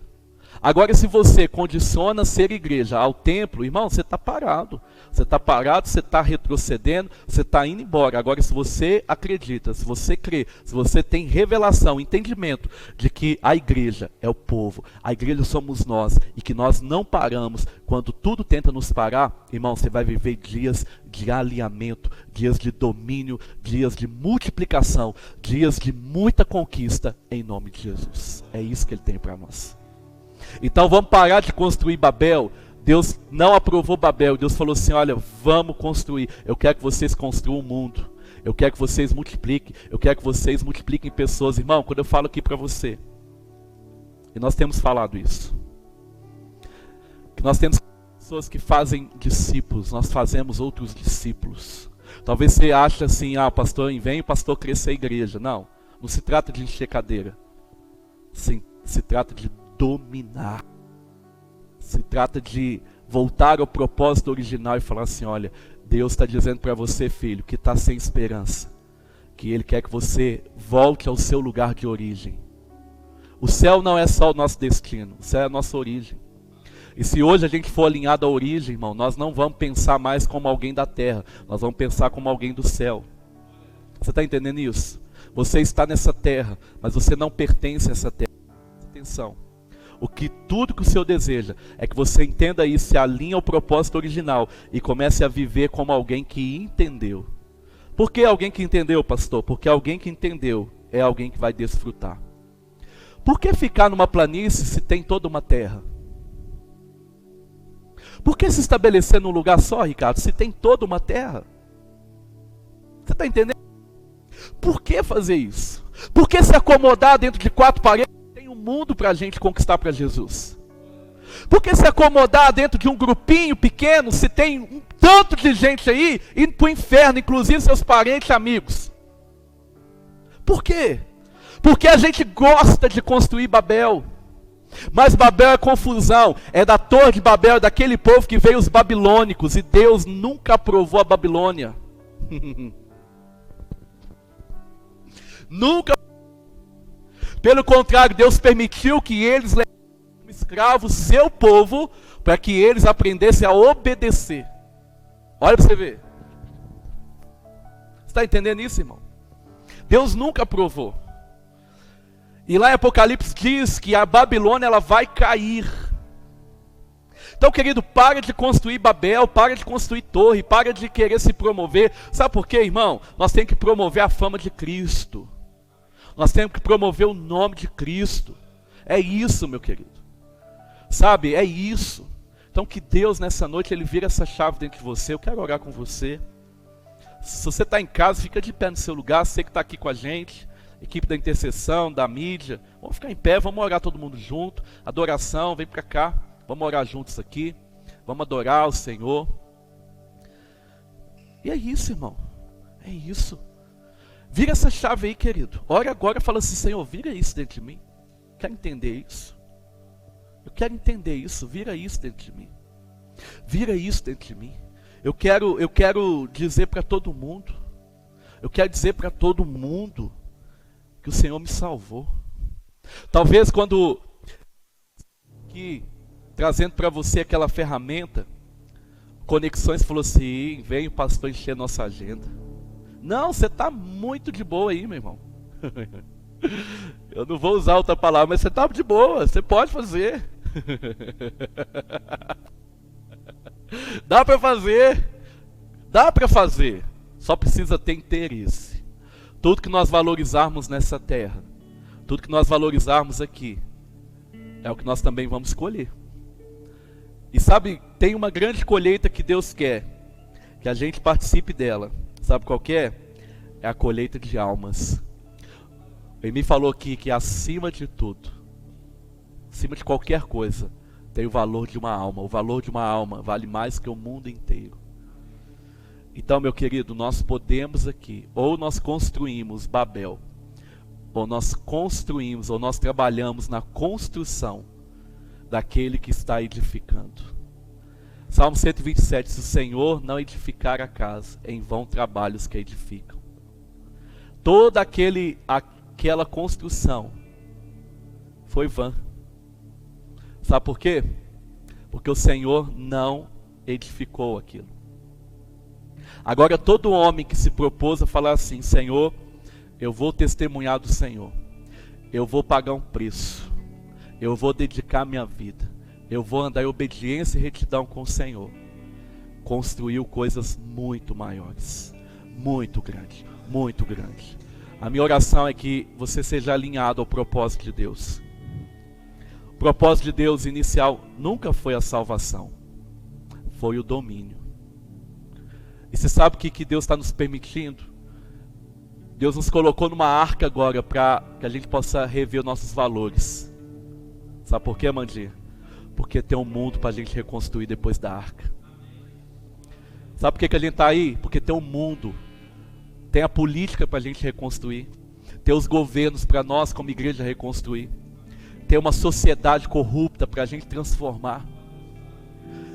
Tem um setor econômico para a gente mostrar que não adianta querer ficar rico nas costas do outro. Não, nós temos que importar com o outro primeiro. Nós temos que importar com aqueles que estão agora. Irmão, nós fizemos uma campanha. Saímos pela rua. Você sabe o que é comer marmitex sentado no passeio? É que nós fizemos hoje. É isso. Sabe por quê? Porque naquele momento a gente não estava pensando em nós, estava pensando no outro. Você sabe por que o mundo está vivendo todo esse caos? Porque a gente deixou de pensar no outro, está pensando só em nós. Nós nos tornamos pessoas egoístas.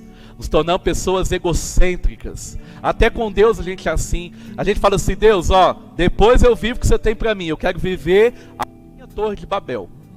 E aí Deus para tudo. Deus fala assim: ah, é? Então tá, vou parar vocês. E eu vou mostrar para vocês que não existe, só existe saída quando vocês tomam posse daquilo que eu já fiz e vão viver aquilo que eu fiz para vocês. É isso. Nós estamos como se a gente estivesse preso numa arca, mas vai ter um mundo para reconstruir. E aí, como é que você vai fazer? Você vai reconstruir segundo a sua vontade, ou você vai ser alinhado com a vontade de Deus, falar assim: Senhor, olha, eu sei que vai ser difícil, mas eu estou pronto, eis-me aqui.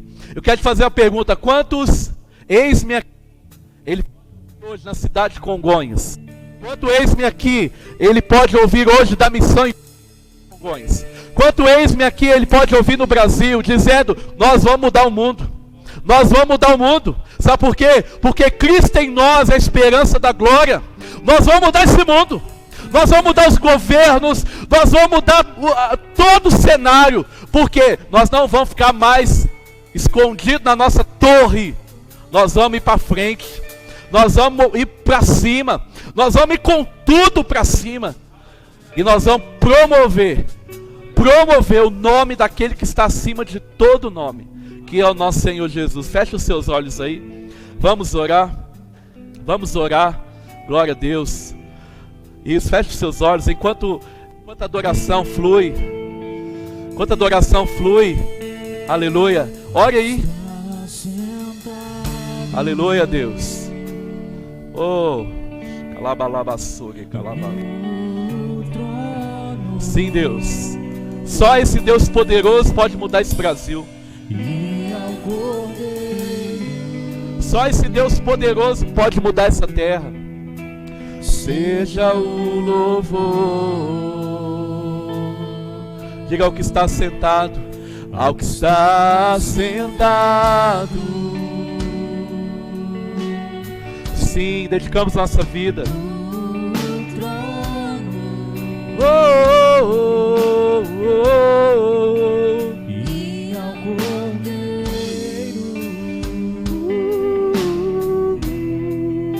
seja o louvor. Aleluia. Seja a honra, seja a glória, seja o domínio pelos séculos dos séculos. Diga: seja a honra, seja a glória, seja a honra,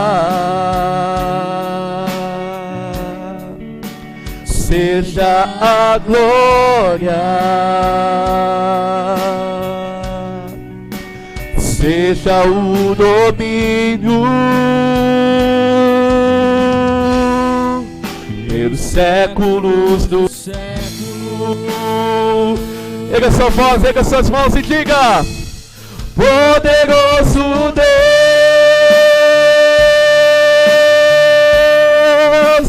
poderoso Deus,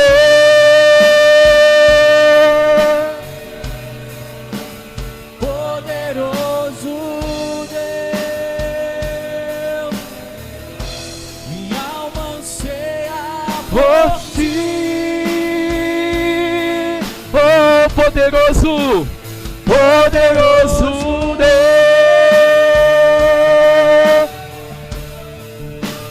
poderoso Deus,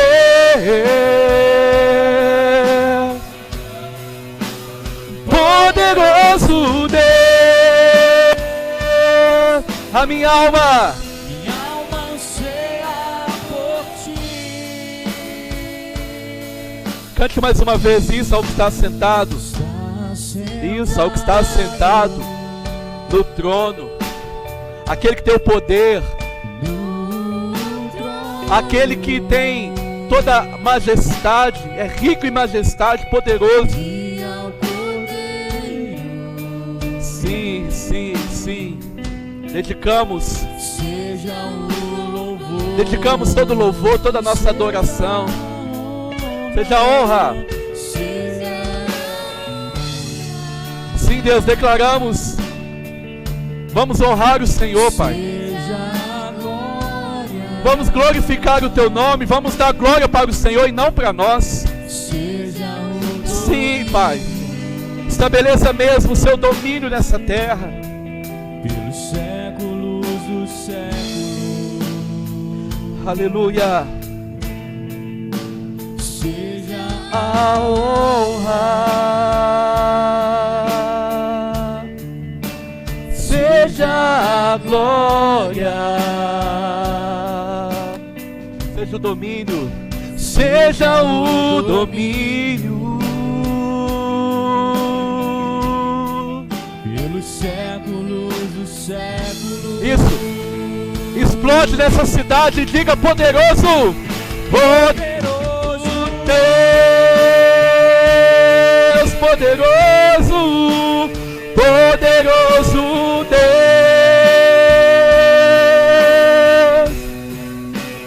poderoso Deus. Aleluia. Minha alma anseia por ti. Oh, poderoso, poderoso Deus. Sim! Poderoso Deus.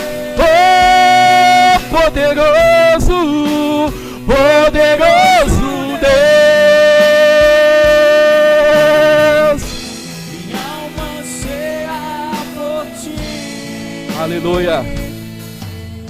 Ouça algo aqui pro seu coração. Anseia por ti. Aleluia. Ouça algo aqui pro seu coração. A Bíblia diz no capítulo 10 de Gênesis que o príncipe de Babel foi um homem chamado Nimrod.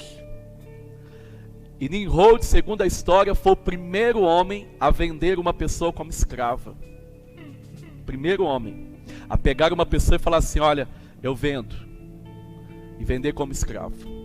Por quê, querido? Porque naquele momento, aquele príncipe, ele pensou que poderia dominar as pessoas. Ele pensou que ele poderia estabelecer domínio sobre todo mundo. Então ele foi o primeiro a vender como escravo. Só que não era desse domínio que Deus estava falando. Nós não dominamos pessoas. Não. Nós não dominamos pessoas. De maneira nenhuma. Toda vez que a gente quer dominar pessoas, Deus desaprova e Deus desce para conferir. Ele fala: não quero isso. Não. O domínio que Deus está falando é um domínio sobre tudo aquilo que Ele criou. Nós somos a coroa da criação de Deus. Então, se o dinheiro me domina, eu deixei de ser coroa. O dinheiro que está me dominando. Então, eu não tenho mais o dinheiro, mas o dinheiro é que me tem. Se os bens que eu tenho, eles me dominam, eu não tenho mais, mas é eles que me têm. Então eu saio fora do propósito original do Senhor. Alguém que está caindo por causa de bênçãos materiais, por causa de bens, por causa de dinheiro, por causa daquilo, aquilo outro, namorado, namorada, cônjuge, caindo por causa disso, o problema dele é o domínio. Ele não consegue dominar, mas ele é dominado. Então ele precisa voltar no propósito original do Senhor. Você está entendendo isso? O primeiro homem que vendeu alguém como escravo se chamou Nimrod. Ali se desenrolou toda a Babilônia. Então, querido, presta atenção porque isso é muito profundo. Deus está querendo que a gente domine segundo a sua vontade, não a nossa. É por isso que nós não podemos dominar pessoas. Nós temos que enviar pessoas. Nós temos que discipular pessoas e enviar pessoas. Deixa eu orar pela sua vida, Senhor, em nome de Jesus. Pai, que essa chave vire no nosso coração aqui. Muito obrigado pela Tua palavra, que é a Tua palavra, Senhor. Muito obrigado porque é nela que nós somos encorajados, fortalecidos. E é nela, Pai, que nós somos alinhados com tudo aquilo que o Senhor deseja. A minha oração é que cada um que pôde ser ministrado por essa palavra do Senhor nessa noite, ele seja empoderado mesmo no seu espírito.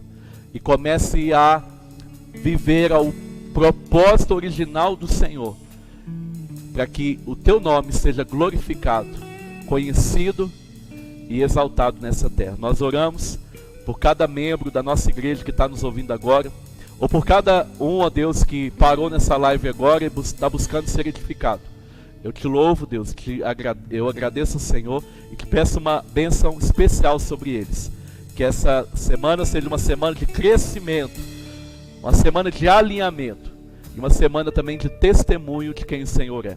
Que a graça do nosso Senhor e Salvador Jesus Cristo, que o amor de Deus, nosso bom Pai, e que a consolação eterna do Espírito Santo e a comunhão possa repousar sobre cada coração, sobre todo o povo de Deus espalhado nessa terra, não só hoje, mas para todo sempre. Você pode dizer amém? Amém? Querido, fique ligado em toda a programação da Missão em Vida aí nas plataformas digitais. Você que quer contribuir com esse ministério, está passando aí no seu vídeo um link de uma conta que você pode fazer uma transação bancária e fazer aqui a contribuição com essa igreja que não parou e não vai parar. Então, em nome de Jesus, que Deus te abençoe. Muito obrigado. Vá com Deus, um beijo no coração. Tamo junto. Amém. Valeu.